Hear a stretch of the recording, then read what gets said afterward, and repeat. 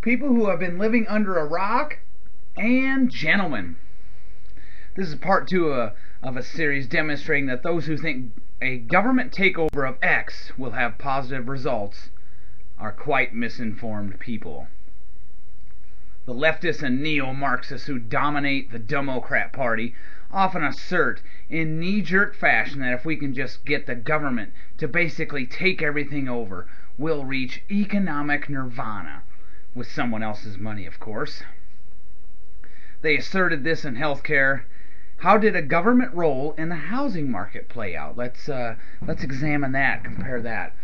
These race-trading troglodytes tell us we need entities, we need GSEs like Fannie Mae and Freddie Mac to assure that people with piss-poor credit scores get a house. I mean, to assure that lending is not discriminatory. I'm sorry. Freudian slip. We can't have redlining going on. We can't have banks telling a black man, or any man for that matter, with a credit score of 590 that he shouldn't get a $200,000 loan for a house. That's why the janitor from Chicago, McStupid, she's confined to an apartment.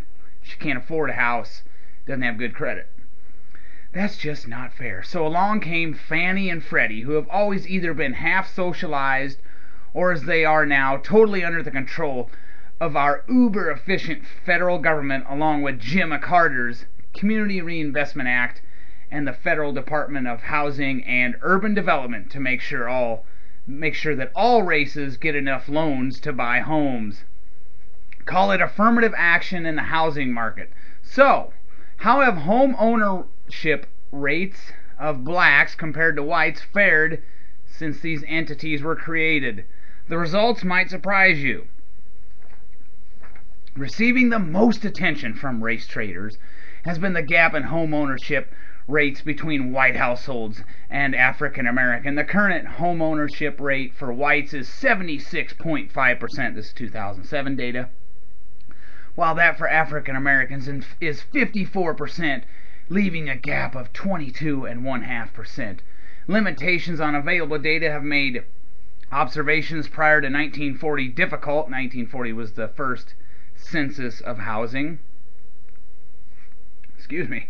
A new working paper, courtesy of the National Bureau of Economic Research, adds to our understanding by constructing a time series back to 1870 using previous census data. The findings are quite surprising.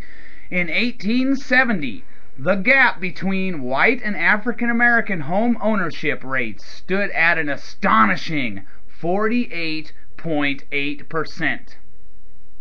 As mentioned, this gap in 2007 was 22.5%, representing a 26.3 percentage point decline.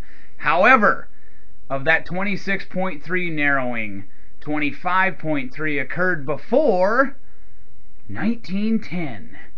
That is correct. Almost all the decline in racial home ownership gap occurred before we had any national policies targeting said gap. Given all the massive resources that have been devoted to pushing home ownership, it is somewhat surprising, not really, that these policies have made almost no difference in the racial home ownership gap. This is hilarious. Maybe not. The hundreds of billions of dollars in extensive red tape and haranguing of banks have done next to nothing to close the gap between black and white home ownership. That was a great investment, wasn't it? An intelligent person would think to themselves, a government program to increase home ownership just for the sake of it is not a good idea, and they wouldn't continue down that road, only to increase, which would increase taxpayer liability. Well, we are not dealing with intelligent people in Washington.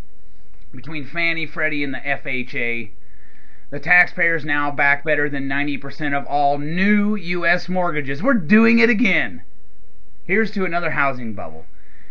And none of the Fannie Freddie $5.5 trillion mortgage portfolio is counted as part of the national debt. Didn't Enron's Ken Lay get convicted for doing that? There's no doubt federal policy was the chief cause of the crisis. Prior to the end of World War II, the percentage of U.S. home ownership ran well below 50%. After the war, with the VA assistance to returning GIs, we saw it climb into the low 60s. But as the chart on your screen shows, It didn't skyrocket until the mid-1990s when the Clinton administration began pushing its affordable home ownership agenda.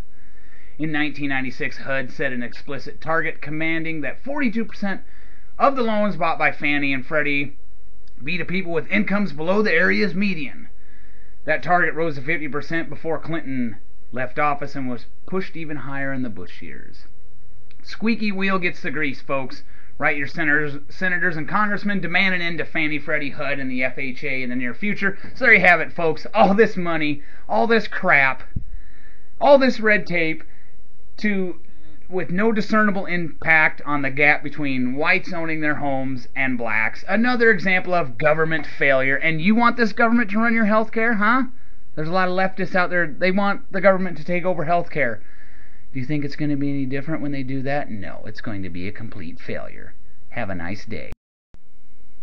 I also need to mention that the government is estimating that it's going to cost us $259 billion to bail out Fannie and Freddie. The Congress has already removed the $400 billion cap on it in case it goes that far, so that tells you something. And we've only spent $133.7 billion on them so far, so there's a lot more to go. So the taxpayer bailouts for Fannie and Freddie continue.